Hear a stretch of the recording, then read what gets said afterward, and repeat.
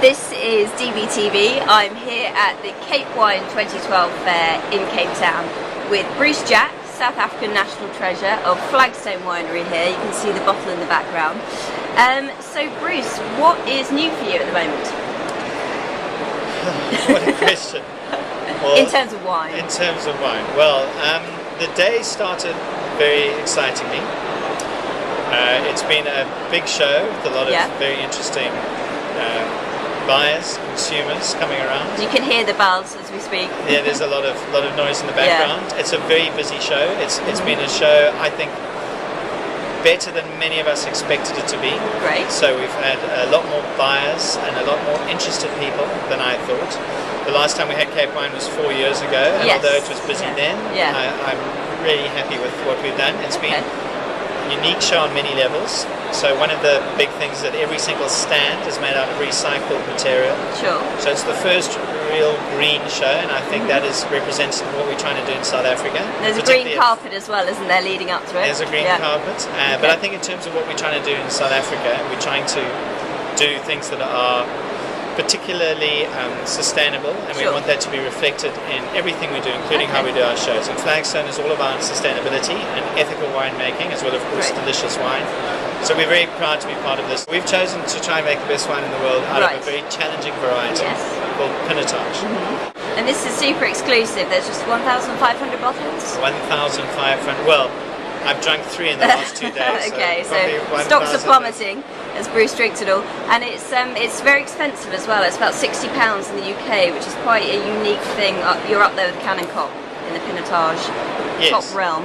Well, I think we're up there with some of the great wines of the world from other parts of the world. I think it's part of, first of all, costs a lot to make.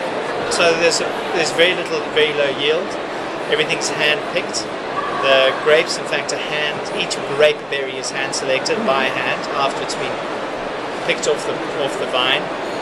It's fermented in open-top barrels, so it's hand-plunged. You get the handcrafted thing going. It'll cost a lot of money to make this one. And the baboons are loving it as well, apparently. And the baboons are loving it? Well, the grapes. I don't know what would happen if they drank the wine, but we try not to go, we won't experiment with that. The Pinotage grapes are absolutely delicious when they're on the vine. And in fact, a lot of people don't think we should make wine out of them because they're such delicious eating grapes. And often when the first bunch of Pinotage, first load of Pinotage comes into the winery, you'll see all the cellar hands run down and get a couple of bunches and keep it in the fridge for a couple of days because they're just delicious to eat for a little snack. And you said in terms of the contents of the bottle, you said the nose is quite ethereal, it's almost nostalgic. Well, I think that there's a whole science of aroma that we don't understand. Now, the human brain is a fascinating thing, and your sense of smell is actually the most protected part of the brain. It's right under what's called a cruciform plate, which is at the bottom of our brain. It's actually separated from the rest of the brain, and it's protected from damage. It's the only part of the brain where brain cells regenerate. The thing that happens with the aroma is that it's the only sense that our brain informs us what to smell for. So your brain doesn't inform you what to look for. You just take in everything, go smack bang into your brain, you get all funked out by it, and you make up your own mind. The only sense, and our touch is the same thing, which the brain will inform you what to look for in a certain circumstance, is your sense of smell. So that's freaky. That means that your brain is actually having an impact on what you smell, where and when. It's phenomenal. Now with a wine like this, it is so complex and the aromas are so layered upon one another that it's very difficult to pinpoint one thing. But if you had to, Bruce, for the sake of our video. For the sake of the video, I would say that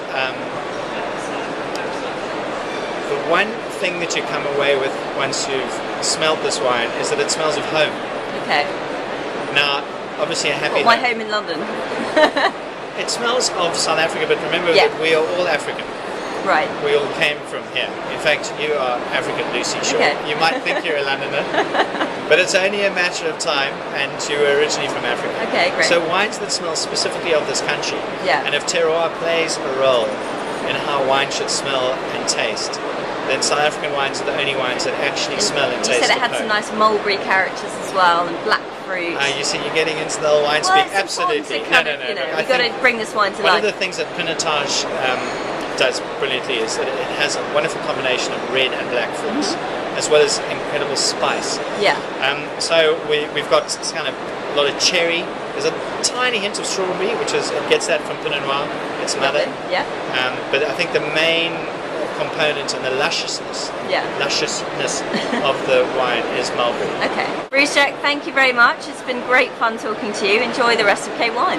Thanks, Lucy. Thanks so Thank much you. for your time. Thanks for visiting.